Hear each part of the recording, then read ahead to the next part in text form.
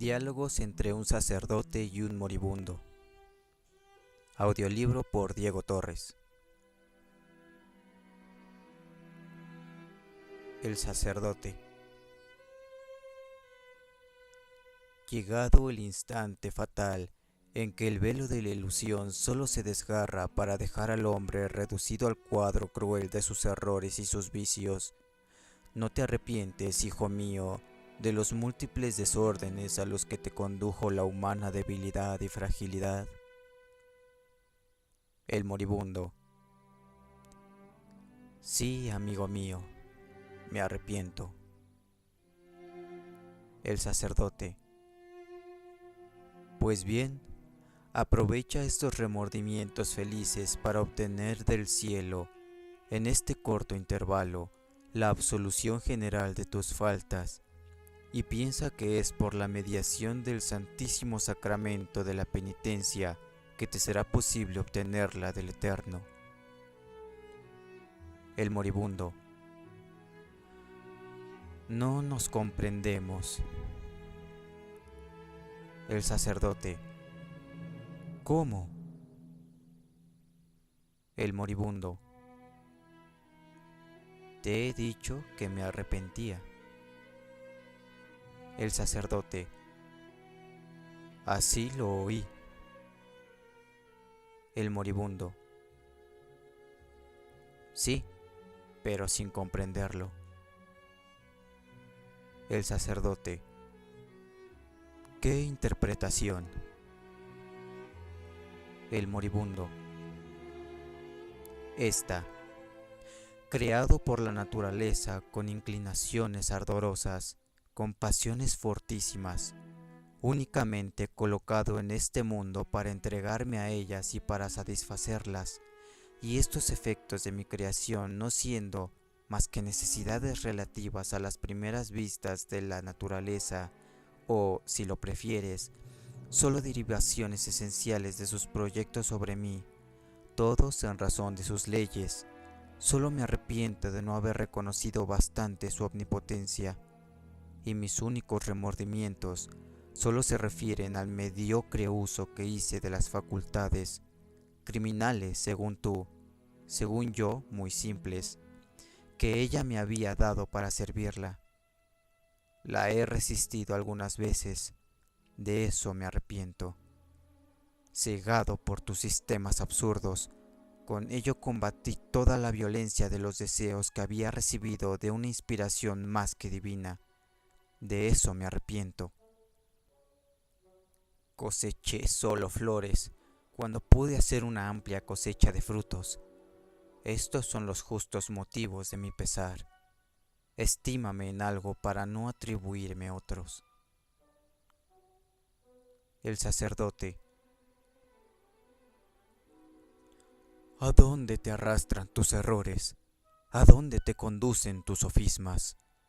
Prestas a la cosa creada todo el poder del Creador. ¿No ves que esas desdichadas tendencias que te extravían no son más que efectos de la naturaleza corrompida a la cual atribuyes toda la potencia? El moribundo. Amigo, me parece que tu dialéctica es tan falsa como tu espíritu. Quisiera que razonaras más exactamente o que me dejaras morir en paz. ¿Qué entiendes por creador y qué entiendes por naturaleza corrompida? El sacerdote. El creador es el dueño del universo. Es él quien lo ha hecho todo, lo ha creado todo, y quien conserva todo por un simple efecto de su omnipotencia. El moribundo. Es un gran hombre, sin duda. Pues bien, dime por qué este hombre, que es tan poderoso, ha hecho sin embargo, según tú, una naturaleza corrompida. El sacerdote. ¿Cuál hubiera sido el mérito de los hombres si Dios no les hubiera dejado su libre albedrío? ¿Y qué mérito hubiesen tenido para disfrutarlo si no hubiera habido en la tierra la posibilidad de hacer el bien y la de evitar el mal? El moribundo. Así pues, tu Dios ha querido hacerlo todo oblicuamente, solo para tentar o probar su criatura. No la conocía, pues, no sospechaba, pues, el resultado. El sacerdote, sin duda que la conocía, pero una vez más quería dejarle el mérito de la elección. El moribundo, ¿para qué? Desde el momento que sabía el partido que tomaría y solo dependía de él, ya que le proclamas tan omnipotente y solo dependía de él. Repito, ¿para qué el hacerla tomar el bueno? El sacerdote, ¿quién puede comprender los designios inmensos e infinitos de Dios con respecto al hombre? ¿Y quién puede comprender todo lo que vemos? El moribundo,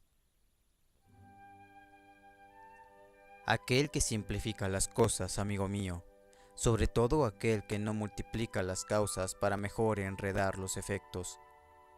¿Para qué necesitas una segunda dificultad cuando no puedes explicar la primera? Y desde el momento en que es posible que la naturaleza haya hecho por sí sola lo que le atribuyes a tu Dios, ¿por qué quieres buscarle un amo? La causa de que no comprendas es quizá lo más simple del mundo. Perfecciona tu física y comprenderás mejor la naturaleza. Depura tu razón y entonces no tendrás necesidad de tu Dios. El sacerdote,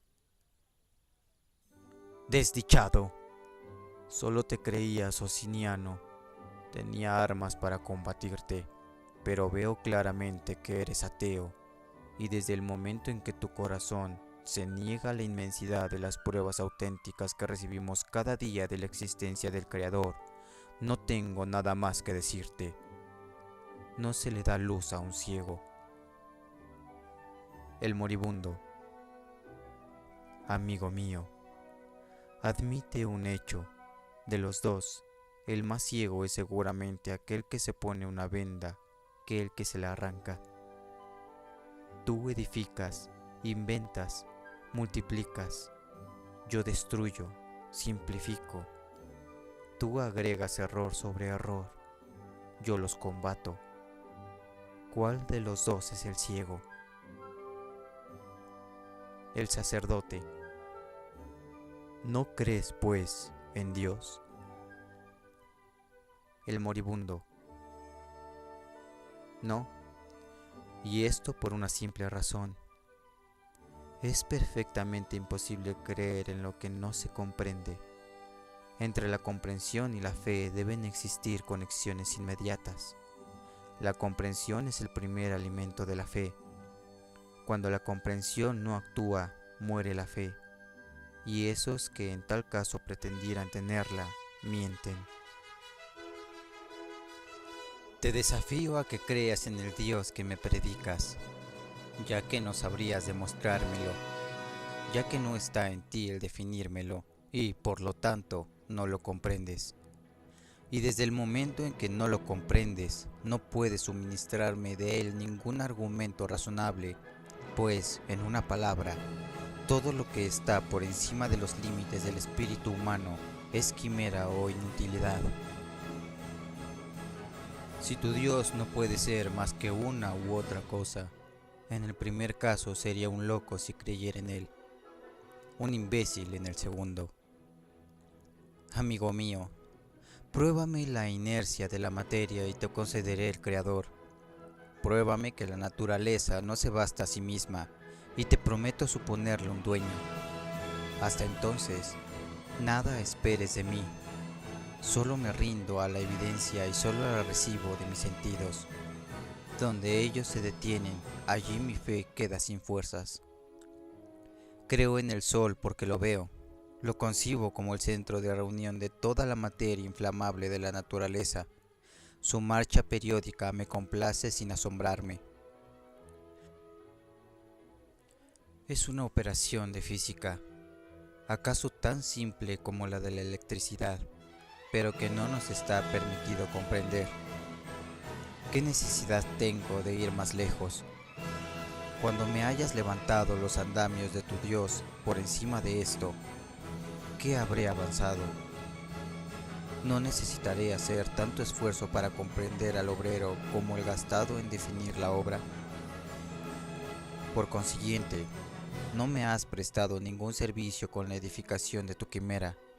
Has turbado mi espíritu sin iluminarlo, y debo odiarte en vez de agradecerte. Tu Dios es una máquina que fabricaste para que sirva a tus pasiones, y la has hecho mover a tu capricho, pero desde el momento en que incomoda a los míos, permíteme que la haya derribado. En el instante en que mi alma débil tiene necesidad de calma y de filosofía, no vengas a espantarla con tus sofismas, que la asustarían sin convencerla, que la irritarían sin hacerla mejor. Amigo mío, esta alma es lo que la naturaleza quiso que fuera, es decir, el resultado de los órganos que ha querido formarme en razón de sus designios y de sus necesidades. Y como ella tiene una necesidad igual de vicio y de virtud, cuando quiso llevarme hacia el primero, así lo ha hecho. Cuando ha querido a la segunda, me ha inspirado deseos por ella y me ha entregado a ambos de igual modo. Busca sus leyes como única causa de nuestra inconsecuencia humana, y no busques a sus leyes más principios que su voluntad y su necesidad. El sacerdote. Así pues, todo es necesario en el mundo. El moribundo. Seguramente. El sacerdote. Pues, si todo es necesario, todo está, pues, regulado. El moribundo. ¿Quién dice lo contrario? El sacerdote. ¿Y quién pudo arreglarlo todo como está si no es una mano omnipotente y sabia? El moribundo. ¿No es necesario que la pólvora se inflame cuando se le aplica el fuego? El sacerdote. Sí. El moribundo. ¿Y qué sabiduría encuentras en eso? El sacerdote. Ninguna. El moribundo. Es posible, pues, que haya cosas necesarias sin sabiduría, y es posible, por consiguiente, que todo derive de una causa primera, sin que haya razón y sabiduría en esta primera causa. El sacerdote. ¿A dónde quieres llegar? El moribundo. A probarte que todo puede ser lo que es y lo que no es, sin que ninguna causa sabia y razonable lo conduzca, y que efectos naturales deben tener causas naturales, sin que haya necesidad de suponerle otras antinaturales, como lo sería tu Dios, ya que Él mismo tendría necesidad de explicación sin suministrar ninguna. Y, por consiguiente, desde que tu Dios no es bueno para nada, es perfectamente inútil.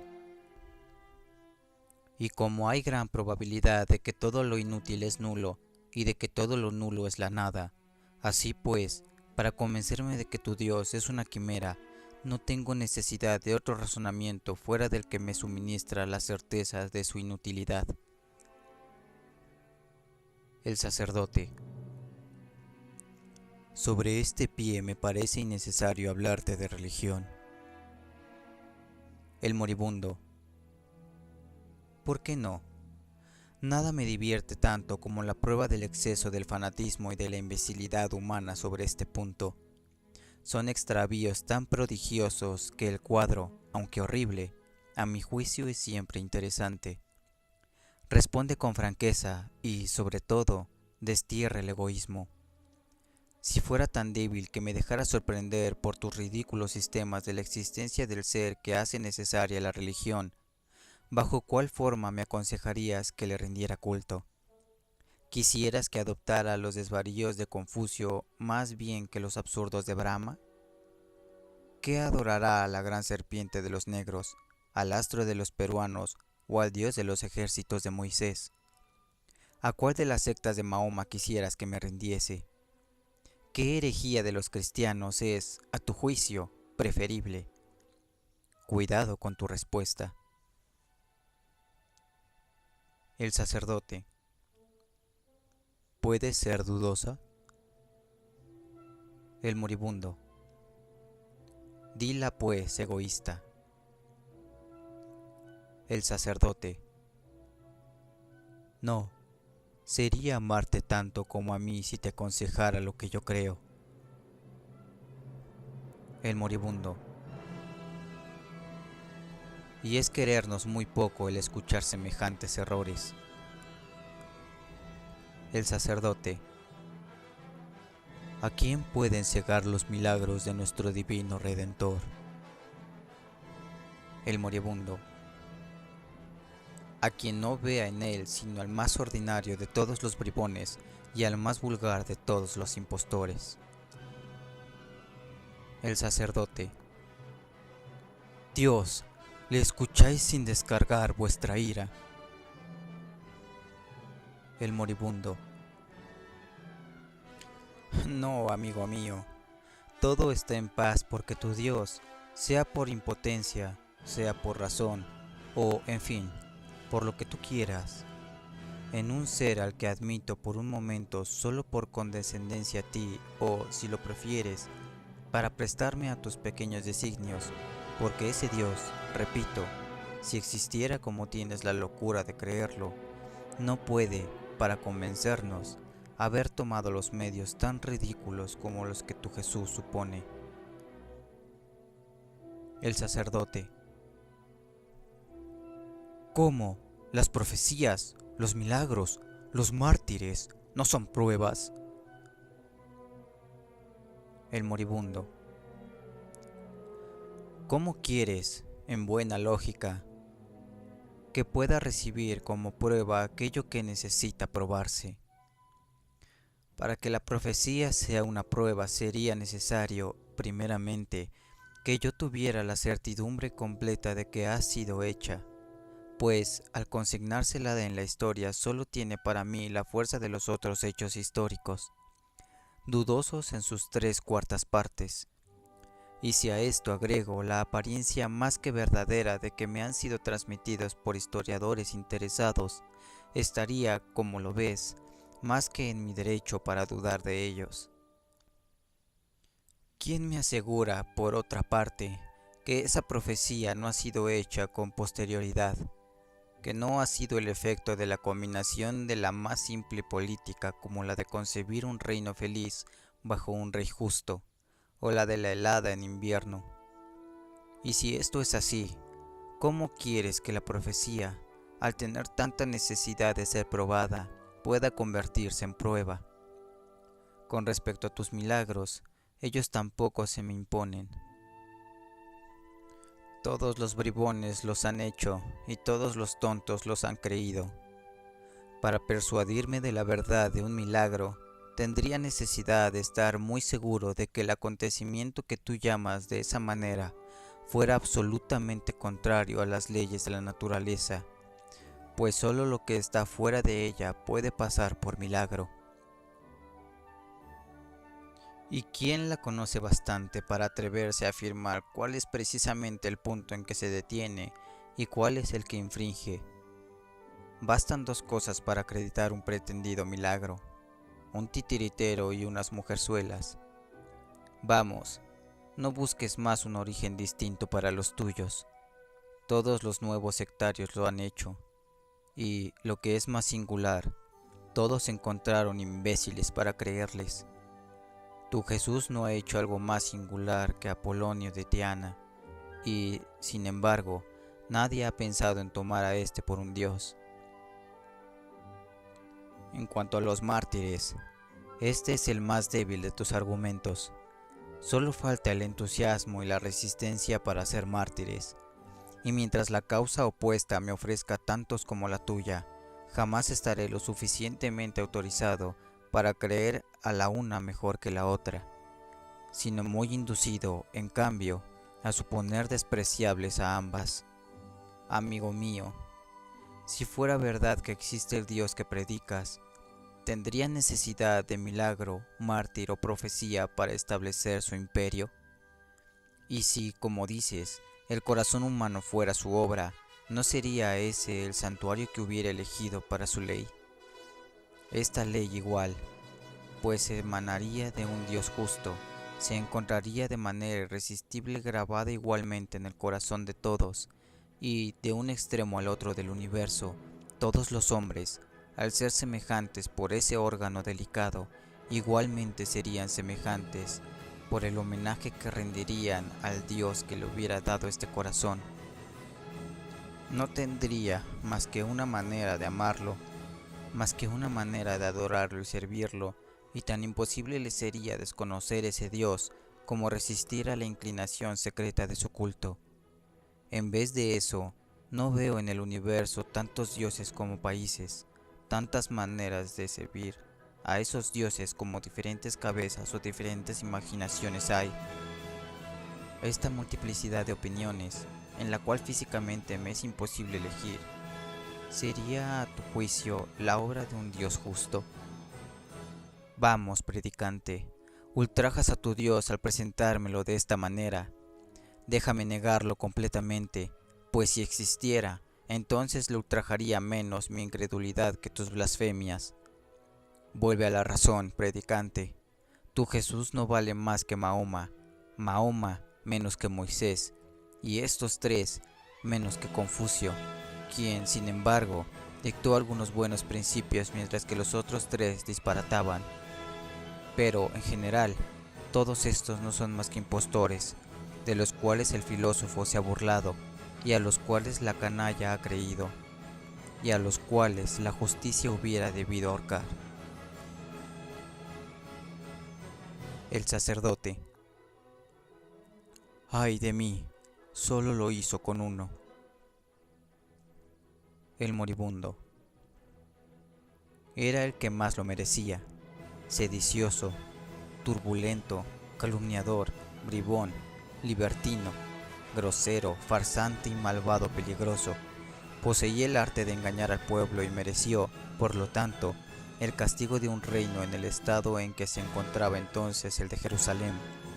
Fueron muy prudentes al deshacerse de él, y es quizás el solo caso en que mis máximas, extremadamente dulces y tolerantes por lo demás, admiten la severidad de Temis. Excuso todos los errores, salvo aquellos que puedan ser peligrosos para el gobierno en que se vive.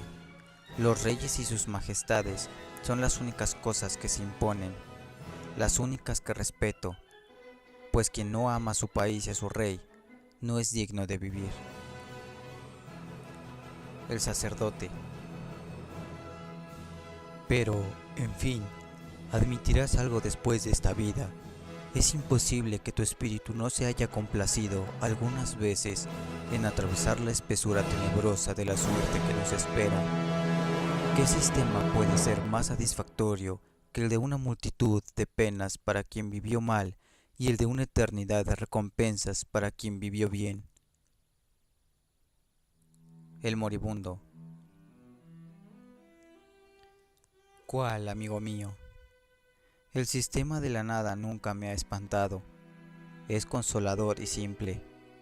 Todos los otros son obra del orgullo, solo este lo es de la razón. Por lo demás, no es ni espantosa ni absoluta esa nada. ¿No tengo ante mi vista el ejemplo de las generaciones y regeneraciones de la naturaleza? Nada perece, amigo mío, nada se destruye en el mundo. Hombre hoy, gusano mañana, pasado mañana mosca. No es siempre existir. ¿Y por qué quieres que me recompensen por virtudes cuyo mérito no tengo, o me castiguen por crímenes cuyo dueño no he sido? ¿Puedes conciliar la bondad de tu pretendido Dios con este sistema, y puede Él haber querido crearme para darse el placer de castigarme, y esto solo a consecuencia de una lección de la que no he sido dueño? El sacerdote. Lo eres.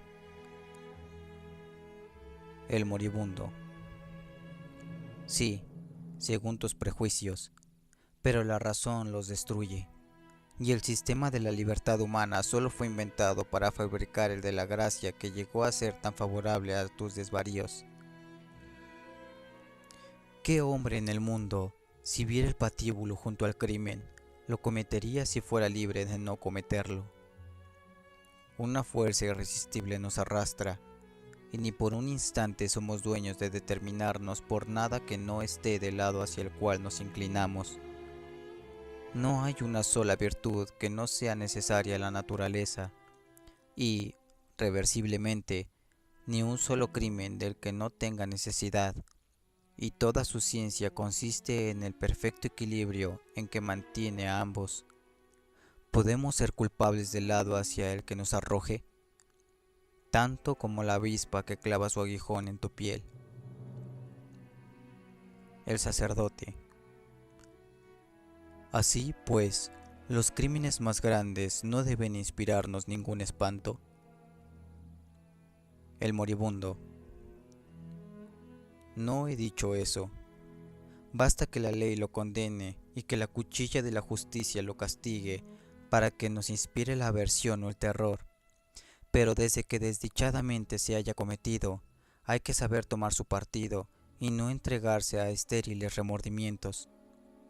Su efecto es vano, pues no pudo preservarnos de él. Nulo, pues no lo repara. Es absurdo, pues, entregarse a los remordimientos, y más absurdo aún temer el castigo en el otro mundo si somos bastante dichosos de haber escapado al castigo de éste. Dios no quiera que vaya con esto a estimular el crimen. Hay que evitarlo tanto como se pueda. Pero es por la razón que es necesario huirle, y no por falsos temores que no consiguen nada y cuyo efecto se destruye tan rápido en un alma firme. La razón, amigo mío. Sí, solo la razón debe advertirnos que perjudicar a nuestros semejantes no puede jamás hacernos felices, y nuestro corazón, que contribuir a su felicidad es la más grande que la naturaleza nos haya acordado en la tierra.